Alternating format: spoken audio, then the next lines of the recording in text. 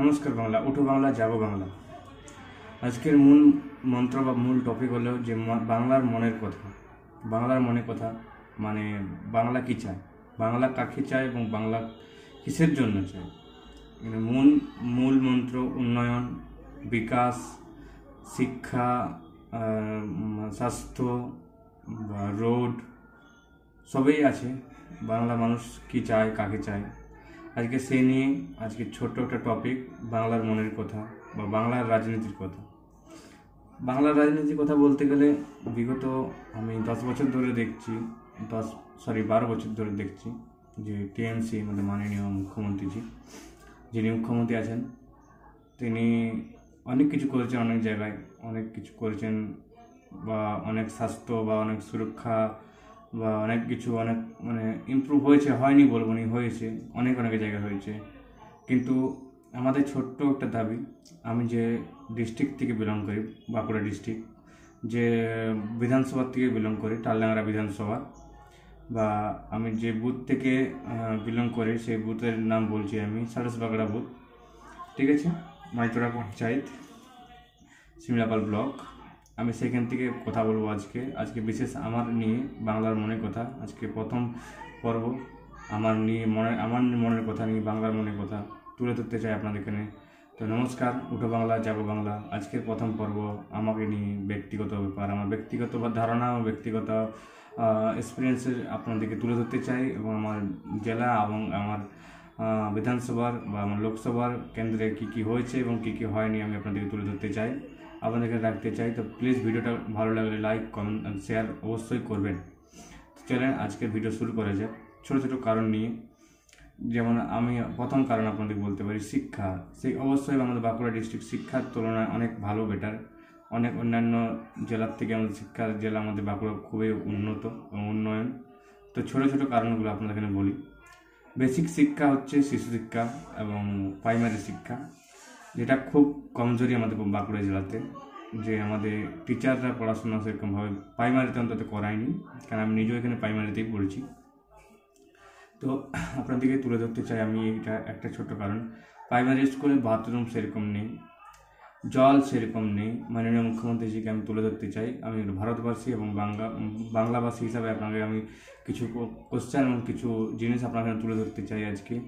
যেমন আজকের বিশেষ জিনিস হচ্ছে যে প্রাইমারি স্কুল এবং প্রাইমারি স্কুলের তুলনায় মানে হাই স্কুল, সবগুলো আপনাকে তুলে ধরতে চাই। যেমন প্রাইমারি স্কুল আমি যদি বলি, আমার হাতে গোনা মিনিমাম 10টা আমি প্রাইমারি স্কুল ঘুরেছি, 10টা প্রাইমারি স্কুল ঘুরেছি রিসেন্ট 7 দিনের মধ্যে, এবং সেগুলো দেখেছি, আমি ছবি তুলেছি। আমি ছবি লাগাতে পারছি না, কেন পার্সোনাল ব্যক্তিগত ব্যাপারের জন্য ছবিগুলো আমি লাগাতে পারছি না, আপনাদের দেখাতে পারছি না। আপনারা যদি বলেন তো আমি ছবি তুলে লাগিয়ে দেবো, সেটা বড় কথা নয়। প্রাইমারি স্কুল হলো 1 নম্বর, ছাদ ভাঙা, রেনোভেট নেই, প্রাচীর নেই, জলের ব্যবস্থা সেরকম নেই। কল খারাপ হলে বাচ্চারা জল খাবে কী করে? অনেক স্কুল আছে যে কলে জল বেরোয় না, মিড ডে মিলে খাবার ফাঁকা জায়গায় খাওয়ানো হয়, এটা ঠিক না বাচ্চাদের হেলদি এবং বাচ্চাদের কিছু কারণের জন্য। তো সামনে লোকসভা ইলেকশন, তো আমি মাননীয় মুখ্যমন্ত্রীজিকে বলবো যে আপনি একটুকু এগুলোর দিকেও দেখবেন, যে আমাদের বাঁকুড়া জেলার বা আমাদের টালডাংরা বিধানসভার আন্ডারে কী হচ্ছে না হচ্ছে, আপনার যে মাননীয় বিধায়ক আছেন ওনাকে সিফারিশ করে আপনার, তো উনি কাজ করছেন না, মাফ করবেন, বাইরের থেকে সুর আসছে, কেন আমি নতুন ভিডিও বানাচ্ছি এবং সেখানে আমার এখানে কোনো ইনস্ট্রুমেন্ট নেই। তো আমি আজকে নিজের মনের কথা তুলে ধরার জন্য ইউটিউবে এসেছি।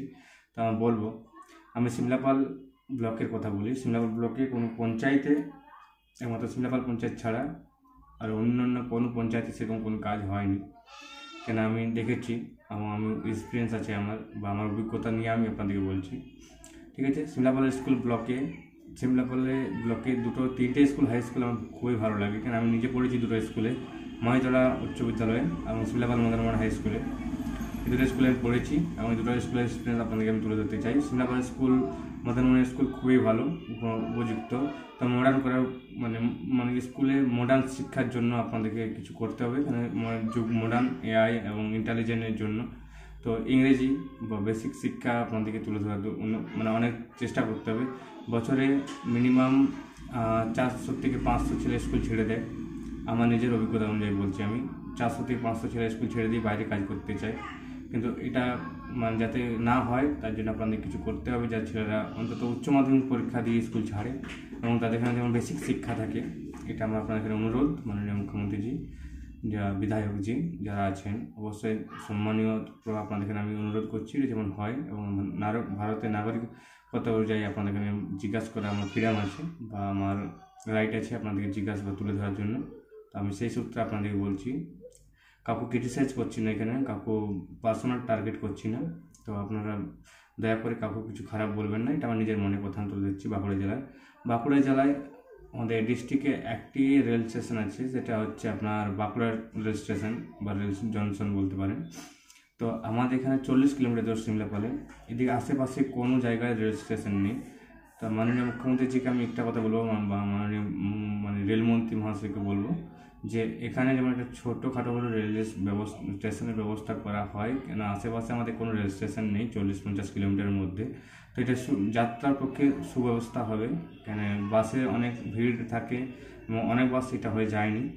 তো আপনাদেরকে বলবো যে যেমন আপনারা রেল স্টেশনের ব্যাপারে একটু ভেবে দেখুন, বা মাননীয় প্রধানমন্ত্রীজিকে আমি বলবো যে এখানে একটা রেল স্টেশনের ব্যবস্থা যেমন করা হয় অমৃত ভারত রেল স্টেশনের আন্ডারে, যেমন একটা এখানে ছোটোখাটো রেল স্টেশন করা হয় আমাদের সিমলাপাল আন্ডারে। এখানে আশেপাশে প্রায় 12 কিলোমিটারের মধ্যে সমস্ত যাত্রীরা সিমলাপাল থেকে বাস ধরে বা সিমলাপাল বাস স্টেশনে বাস ধরে, কারণ এখান থেকে সমস্ত ডাইরেক্ট কলকাতা, হাওড়া, মেদিনীপুর সমস্ত কিছু বাস এখান থেকে পাওয়া যায়। তো আপনাদেরকে অনুরোধ করবো আমি যাতে এখানে রেল স্টেশনের ব্যবস্থা করা হয়, এবং রেল স্টেশন থাকলে আমাদের এখানে অনেক যাত্রী বা অনেক স্টুডেন্টের অনেক সুবিধা হবে, মেদিনীপুরের সঙ্গে কানেক্ট করতে পারবে। কারণ মেদিনীপুর কলেজ বা এখানে আপনি বলতে পারেন কলকাতা কলেজ বা বিষ্ণুপুর ITI, এখানে অনেক মেয়েরা পড়াশোনা করে। তো এখানে যদি আপনি রেল স্টেশনের ব্যবস্থা করেন খুব সুব্যবস্থা হবে। একটা অ্যাম্বুলেন্স আমাদের মানে এখানে সিমলাপাল এলাকায় খুব কম অ্যাম্বুলেন্স, ঠিক আছে, যখন তখন পাওয়া যায়নি। হাসপাতালের অবস্থা খুব খারাপ, হাসপাতালের ব্যবস্থা খুবই খারাপ এখানে, মানে চিকিৎসার ব্যবস্থা বলছি যাকে বলে, চিকিৎসার মেন ব্যবস্থা হচ্ছে খুবই খারাপ। আমাদের যে সিমলাপালে যে হাসপাতাল আছে বা শিক্ষা কেন্দ্র স্বাস্থ্য কেন্দ্র আছে, সেটা মানে মোটামুটি মানে হ্যান্ডেল করে নেয় সব কিছুতে, কিন্তু আমি বলবো যে এটা আরও একটু উন্নত করা উচিত। কেন এখানে মানে আশেপাশে বলতে গেলে এখানে প্রিমোর, আর যদি না বলতে পারেন তাহলে বাঁকুড়া মেডিকেল কলেজ বা বাঁকুড়া কলেজে চিকিৎসা করা হয় বা বাঁকুড়া হাসপাতালে চিকিৎসা করা হয়। তো এখানে 40 কিলোমিটার যেতে যেতে অনেক মানুষ অনেক কিছু আহত বা অনেক কিছু নিরাহত হয়। তো আমি বলবো যে আমি কাউকে এখানে কিছু বলছি না, আমি ইলেকশনের ব্যাপারে কিছু বলছি না, কে জিতবে কে হারবে এটা আমার দেখার বিষয় নয়, এটা পাবলিকের এবং জনতার দেখার বিষয়। তো আপনাদেরকে আমি বলতে চাই যে এখানে যাতে চিকিৎসা এবং শিক্ষা এবং মানে যা আওয়াজাই ব্যবস্থা, যেমন রেল এবং বাস এবং আপনি বলতে পারেন রোড, অনেক জায়গায় রোড খারাপ আছে।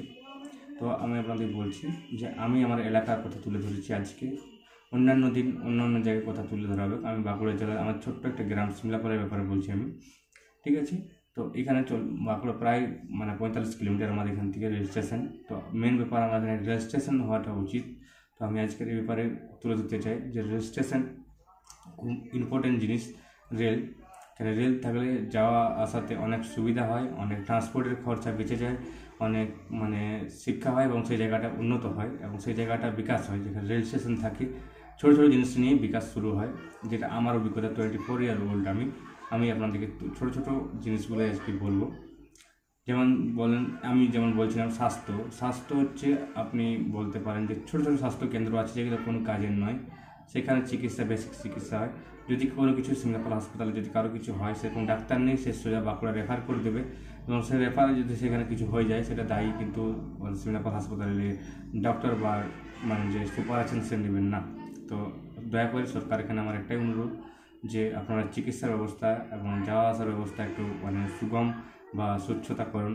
এবং স্বচ্ছতা বলতে আমার মনে পড়লো যে প্রতিটা স্কুলের আশেপাশে বা প্রতিটা হাসপাতালের আশেপাশে পরিষ্কার পরিচ্ছন্ন ব্যবস্থা অবশ্যই করা উচিত। কেন আপনার এখানে আমি তুলে ধরবো, ঠিক আছে। আপনারা যদি চান তো আপনাদের এখানে আমি ভিডিও নিয়ে আসতে পারি সিমলাপাল এলাকার ছোটো ছোটো স্কুল এবং ছোটো ছোটো হাসপাতালের ব্যাপারগুলো নিয়ে, ঠিক আছে। এবং যাওয়া আসার ব্যবস্থা বা সুব্যবস্থা নিয়ে আপনাদের এখানে আমি তুলে ধরতে পারি অবশ্যই, যে ছোটো ছোটো কারণগুলো আমাদের খুব মানে বাধা এবং বিপত্তিপূর্ণ হয়, ঠিক আছে। আর মেন ব্যাপার আজকে যে 2024 ইলেকশন, লোকসভা ইলেকশনের কে প্রার্থী হচ্ছে, কে জয়ী হচ্ছে, কে বিজয়ী হচ্ছে, সেটা জনতার হাতে, এবং জনতা যেটা ভালো বুঝবে সেটা করবে। তো আমি আপনাদের এখানে একটাই অনুরোধ করব যে আপনাদের যাকে দরকার তাকে এবং ভোট দেবেন, এবং যার মনে হয় যে উন্নয়ন করছে এবং তাকে ভোট দেবেন। এখানে পার্সোনাল কাউকে মনে আঘাত করতে আমি চাইনি, ঠিক আছে? আমি বলতে চাই যে মানে অনেক কিছু হচ্ছে দেশে বিদেশে, অনেক কিছু হচ্ছে। মাননীয় মুখ্যমন্ত্রীজি আজকে আঘাত হয়েছেন, হসপিটালে ভর্তি ছিলেন, আমি নিউজ দেখেছি, এবং বলতে চাই যে উনি খুব তাড়াতাড়ি সুস্থ হন, তার মঙ্গল কামনা চাই। যতই হোক উনি আমাদের পশ্চিমবাংলার মানে চিফ মিনিস্টার, সিএম, ওনাকে আমি শ্রদ্ধাপূর্বক সম্মানীয় অনুরোধ করছি যে মাননীয় মুখ্যমন্ত্রীজি আমাদের সিমলাপাল এলাকার পড়াশোনার জন্য খুবই সুসজ্জিত এবং খুব ব্যবস্থাপূর্ণ, এবং এখানে আমাদের জনবহুল বাড়ছে, এবং এটা মানে শহরের দিকে আগমন হচ্ছে আমাদের সিমলাপাল শহর বলতে পারেন। তো এখানে মাননীয় এমএলএজিকে আমি বলবো যে মহাশয়, এখানে অন্তত রোডের একটু ব্যবস্থা করুন গ্রামে গঞ্জে, এবং ব্রিজ, যেটা সিমলাপাল মেন ব্যাপার আপনাকে এটা বলতে ভুলে গেছি, সিমলাপাল ব্রিজ, যেটা ব্রিজ বলা হয় ব্রিজ, তো এটা আমি ব্রিজ বলে মনে করি না, এটা পোল বলতে পারেন। আমাদের বাংলা কথায় বলে পোল, মানে যেটা নিচে জল যায় উপরে হালকা করে রাস্তা থাকে সেরকম ব্যবস্থা একটা আছে, এটা পোল।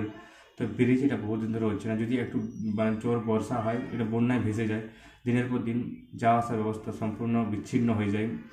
তো মানে এমএলএজিকে বলবো যে ব্রিজটা খুব তাড়াতাড়ি সম্পূর্ণ হয়, এবং আমাদের স্কুলের আশেপাশে আমি বলতে চাই যে স্কুলের আশেপাশে যে নেশার দ্রব্য এবং হসপিটালের আশেপাশে যে নেশার দ্রব্য আছে, দয়া করে মহাশয় আপনি একটু ব্যবস্থা করেন, কারণ এগুলাদের জন্য আমাদের পরিবেশ খারাপ হচ্ছে, এবং বলতে পারেন যে সুব্যবস্থার থেকে দুরবস্থায় যাচ্ছে।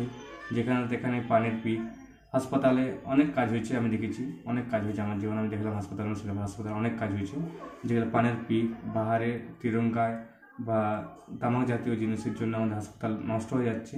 তো আপনাদেরকে আমি তুলে ধরতে চাই যে এগুলো যেমন না হয়, সুব্যবস্থা করেন, এবং যাতে স্বাস্থ্যের কোনো ক্ষতি না হয়, স্কুলে বাচ্চাদের বলেন বা হাসপাতালের রোগীদের বলেন বা রোডে আসার যাত্রীদের বলেন, এবং যারা অন্যান্য টিচার যা অন্যান্য বিষয়ে কাজকর্ম করেন তাদের যদি কোনো না অসুবিধা হয় সেই ব্যবস্থা আপনারা তুলে ধরার চেষ্টা করেন।